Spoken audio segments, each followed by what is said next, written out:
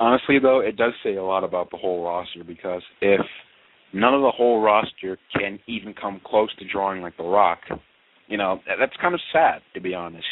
I mean, The Rock is a legend. A lot of these guys aren't going to ever reach that status, but at least the face of the company should not have a difficult time, relating to the crowd, because for The Rock to just come in and beat everyone on the roster in merchandise sales by miles it should be a message to management. I mean, there's no way in the world that this old guy from the 90s, much as I like The Rock, can come in and overtake our turf. You know what I mean? The guys in the locker room should want to step their game up. They should feel angry about this. I mean, they got their paycheck for WrestleMania 27, but they should feel like, I want to be better than him, and I don't feel that. I don't get that sense that they want to strive to do any better.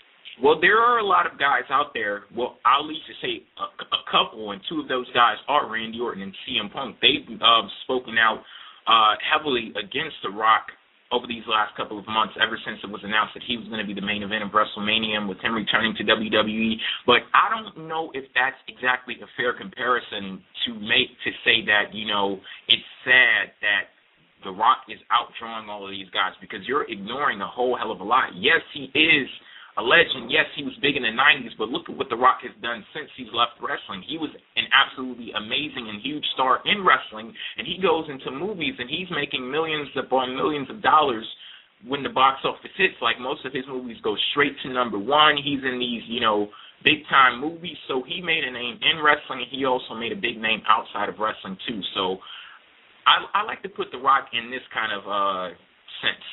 Everybody else is on planet Earth. The Rock is out of this world. So I don't know if that's exactly a fair comparison. Like, you can still be a draw, but still look like a scrub when you're standing next to The Rock. Like, I would say John Cena, he's definitely a big name. He's definitely a draw in wrestling. But even when he stands up next to The Rock, it's no comparison at all. And that's not John Cena's fault. It's just The Rock is just so out of this world. Yeah, I mean, part of the booking is it's just the way I feel. I feel there's such a huge gap, not even just from John Cena and The Rock. Cena's not really doing anything wrong. It's just there's such a huge gap between Cena and Punk and Randy Orton. There's such huge gaps within the main event scene and the mid-card scene, where when someone like The Rock or another legend comes in, they just come in and overtake them. You know what I mean? You want to know what the issue is? The issue is it has nothing whatsoever to do with booking. It has to do with the talent.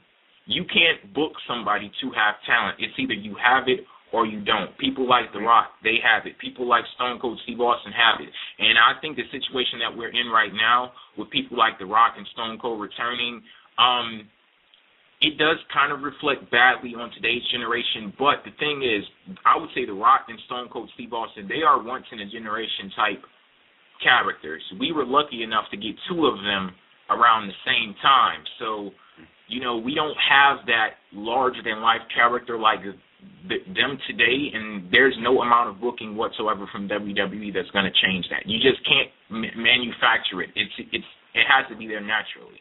Sure. I completely agree, because if you look at how WWE is formed, it's just they got lucky. I mean, even in Hollywood, where you can go to anybody in the world to find your next hero, Hollywood has been struggling for the last, I would say, about 8 years to find that next big action hero. I mean, someone who they can find in their 20s or their early 30s who could, be around for another about 10, 15 years doing action movies. They kind of got close with Matt Damon, but Matt Damon's not really an action hero. He was just some really good action movies.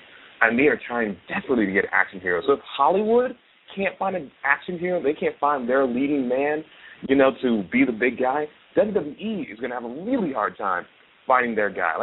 Now they have Cena.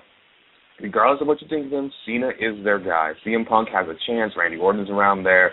Maybe there's some potential now. Alberto Del Rio, who we haven't even talked about, and he's the freaking world champion. But The Rock, he is The Rock. He is someone we were just talking about. Me and a friend were just talking about The Rock last night, and we're saying, he's not even the most talented actor, but he's so entertaining to watch, and he knows it. And I think that's what the WWE knows. He's entertaining to watch. And quite frankly, some people like Randy Orton, Alberto Del Rio, CM Punk, even John Cena, they're not really that entertaining to watch, and I think WWE needs to realize that. Oh, you are about to get shot. Did you say CM Punk wasn't as talented? No. It's entertaining. Oh, my God. Somebody's about to come over to your house, man. Hold on. I would agree with Matt because CM Punk, we're just so wrapped up in CM Punk because he's the current thing. Like, he's what's hot now. I'm not even a fan of this. Even in comparison with The Rock, there is no comparison. CM Punk is great, but along with what Matt was saying, The Rock just oozes personality, oozes charisma, and that is money. That's where the gold is. And WWE found that out when they put those Survivor Series tickets on sale, and they sold out in less than 90 minutes. Like, that shows his power. That's an example of it right there. I totally understand that. To me, money is money. It doesn't matter who it is. I'm the type of person where if I were booking, if Zack Ryder is going to bring in millions of dollars, then he's going to hold the WWE Championship. If Santino's going to do it, he's going to hold the belt. It's about money. But I'm just saying these guys should feel somewhat embarrassed that they come nowhere near. It's not, I mean, The Rock will always be better than someone like Dolph Ziggler. Sorry, Bonafide.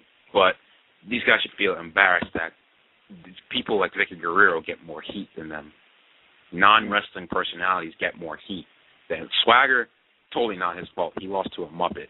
You know, he'll never be taken seriously. That is a very interesting point you bring up about Vickie Guerrero because I remember it was not too long ago with the whole situation surrounding Triple H and, you know, them forming a coalition against Triple H. And it was Vickie Guerrero in the ring, and she was in the ring with a lot of champions. Like, she was in the ring with people like Cody Rhodes. She was in the ring with people like Dolph Ziggler, Alberto Del Rio. You have the WWE champion, United States champion, Intercontinental champion, and out of everybody in the damn ring, Vickie Guerrero gets the most heat.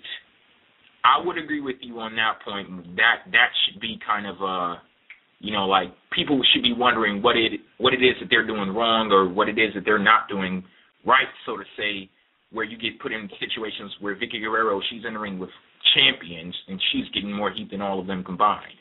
Honestly, I think it says a lot about the personality of these guys. What is there to cheer about these guys? Who is Evan Bourne? Who is Kofi Kingston? He's just a smiling guy, you know. I 100% agree. I've said the same thing millions of times. 100% right. I mean, you wonder why you don't get a push. It might be because you don't stand out. Like Cody Rhodes, he's not the best wrestler I've seen.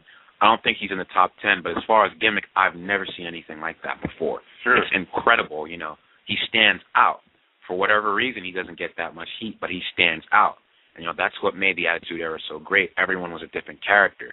To quote The Rock, everyone knew their role and shut their mouth. They weren't guys like Too Cool or Rikishi. They were never going to be world champions, but they stood out, you know.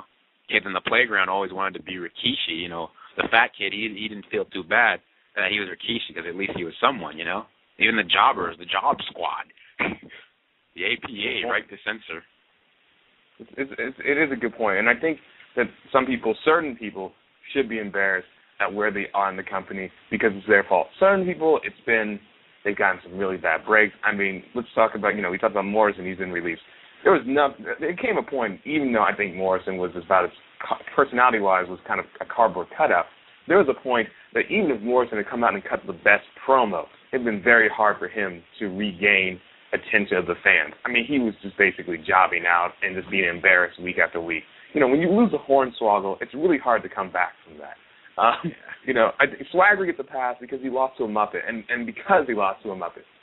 The Muppets are legendary. You lose to a Muppet, you put that on your resume.